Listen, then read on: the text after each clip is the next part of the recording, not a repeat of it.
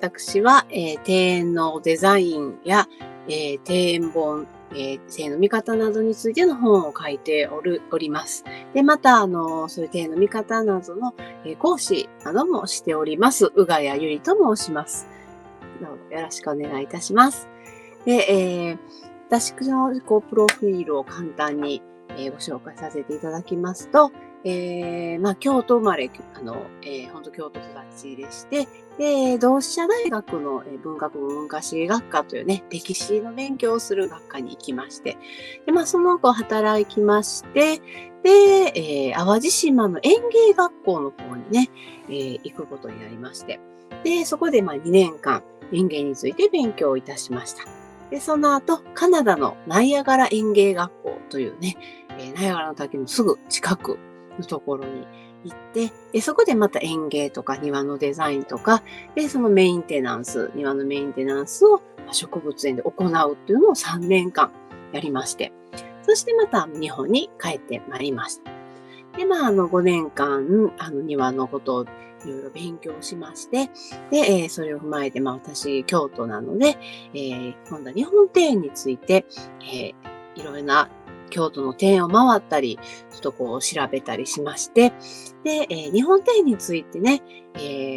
皆さん外国の方や日本の皆さんに、その魅力をご紹介できるような、そういう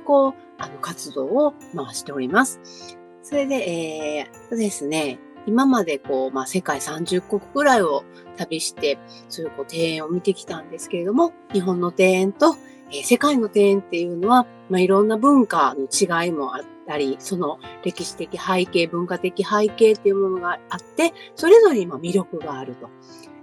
で、それぞれの魅力プラス何かね、共通点なんかもあったりして、面白いなと思っております。で、2017年に、ニューヨークのグランドセントラルの駅で、日本庭園の枯山水の庭園をイベントで作りまして、で、ジャパンウィークというね、日本の文化をご紹介する、イベントだったんですけれども、そこで、ニューヨーカーに日本庭園の石や、三門の魅力についてご紹介したり出しました。で、その時にやはり日本庭園っていうのは世界に誇るべき文化なんだなということをね、分かったりして、面白い経験となりました。で、その後、2020年の12月から2021年1月にかけて、新宿の京王プラザホテルのロビーでも、枯山水のね、日本庭園っていうのを庭師さんと作って、で、そこでも国内外の皆さんに日本庭園の魅力が伝わるような、そんなね、ことをやっております。で、あとはですね、皆さんが庭園を見るときに、こんなポイントが分かったら楽しいなというような、そういうツアーとか講座とかもやっておりまして、日本庭園って難しいっておっしゃる方がね、すごく多いんですけれども、実は私たち日本人の、美意識とか、文化を、すごく表してたり、季節感ね、四季っていうのが分かったり、あと石という素材っていうのが日本人と深い関わりがあったり、あと建物と庭ね、そういう関係性っていうものが、面白かったりとか、そういうことをね、皆さんにご紹介できたらいいなと思っております。今回、アイシンさんから、お話をいただいて、今回のカタログで、貞奥一如というね、テーマでやりたいということでお話をいただきまして、やっぱり石という素材っていうのは日本人は深い関わりがありまして、千代に、八千代にっていうね、歌でも、さざれ石の岩をとなりて、ね、苔の結までという説がありますね。で、その、言葉に表されているのは、小さい石が大きくだんだん集まって大きくなるっていう意味なんですが、昔の人はね、ちっちゃい石が、どんどん集まってきて大きい石になると思ってはったんですね。で、そういう日本人の石に対する愛情というかね、そういうのがこう伝わったりして、そこに苔が結まで、すごく長い年月ということなんですが、なんかこうそういうのがね、わかるなというのを、お話ししてたりしてたんです。で、愛心さんのセミナーとかをさせていただいたときに、そういうのがこう、石の魅力っていうのをお話ししたり、石の魅力がわかる庭園っていうのをこうご紹介していまして。で、そういううちにね、なんかこう、皆さんからももっといろいろ知りたいなっていうお話をね、いただくようになりました。で、それで、じゃあ今回は、低翼一如というね、こうカテゴリーで、こうカタログをこう紹介していくのはどうでしょうということで、すごく面白いと思ったのは、皆さんやはり庭のデザインをするときって、こう、施主さんのね、いろんなこうご希望を聞いて考えていかはると思うんですけれども、やっぱり建物と庭っていうのはすごく大事でして、特に日本っていうのは建物の内から眺めたお庭がどういう風に見えるか、で、どうやってその自然の景色を部屋の中に取り込むかっていうのが非常に大事なんですね。で、それはちょっとこう西洋庭園とはまた少し違うような、ところでして、で、西洋庭園はどっちかというと、外から見た建物と、庭の景色がどう調和するかなんですが、日本は内なんですね。内から、どう庭園と建物が調和するか。で、そういうのをね、こう、二つの文化を比較しながら、低翼一如ということで、こう、いろんな、日本人のこう考え方を庭に反映するっていうのは、こう、面白いんじゃないかなと思ったんですね。だから、こう、日本人のこう、伝統的な、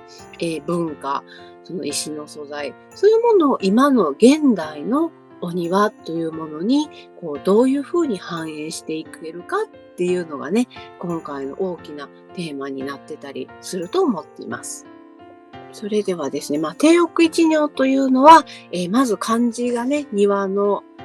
屋根の矢に一つの如、ね、なる漢字で、低翼一如と言います。で、どういう意味かと言いますと、低は庭ですね。奥は建物という意味でして、それが一つの如は、ハーモニー、調和するということなんです。なので、庭と建物っていうのは、一つで、一緒になってやっとこう一つの調和するものになるという意味でして、庭だけでもダメですし、建物だけでもダメという、そういうね、言葉になるんです。で、こういう言葉がこう古来からあるということは、日本では、非常に庭と建物の関係性が大事だったんだな、ということがね、わかります。で、日本人というのは四季を大事にする国民性があります。で、春の、桜。で、梅雨の時期も、新緑や、夏も、もみじをめでたい。で、秋も紅葉とか、そういうのをめでたい。で、冬は雪の景色。で、そういう、四季をめでるときに、やはりね、建物の中から見たいっていうのがすごく大きいんですよね。で、外国とかに行くと、建物の中からね、あんまり、景色考えなかったりするんですよ。カナダの園芸学校でデザインするときとか、そんなにね、施主さんの室内とか入らないんです、家の中に。外からどんな感じに見えるかっていう方が大事だったんですよね。で、それがすごく不思議で、日本やったらね、絶対家の中からの景色を考えたので、中に一遍入らせてもらったりするんですけどね。で、その時に、私の中で頭に浮かんだのは、障壁画、襖絵とかですよね。長谷川東博とか狩野派の襖絵っていうのを見ると、美しい自然の景色が、襖に描いてある。で、襖にも描き、そして庭を見ると庭にも美しい、木や、庭が作ってある。で、そういうのを見たときに、日本人は本当に取り込みたいんだなと。常に身近に感じたいんだなみたいなのをね、すごく思いました。だからこう私たちはそういうこう定女一女という、そういうこう文化を大事に育んできたんじゃないかなと思います。で、私がその定憶一女という、言葉にどうしてこう出会ったかということなんですけれども、30歳ぐらいの時ですよね。こう、園芸の学校に行きたいなと思って、庭の本をいろいろ読んでいる時に、そういう言葉がある。で、その時に私がこう一つ浮かんだのは、私は子供の頃はもう金閣寺のすぐ近くに住んでいたので、割とね、龍安寺も大徳寺もすぐ近くにあって、で、母がよく、お寺のお庭に連れて行ってくれてたんですね。だからこう子供の頃から割とこう龍安寺に行ったり、大徳寺の高等院というね、達中寺院に行ってお庭を見たりとか、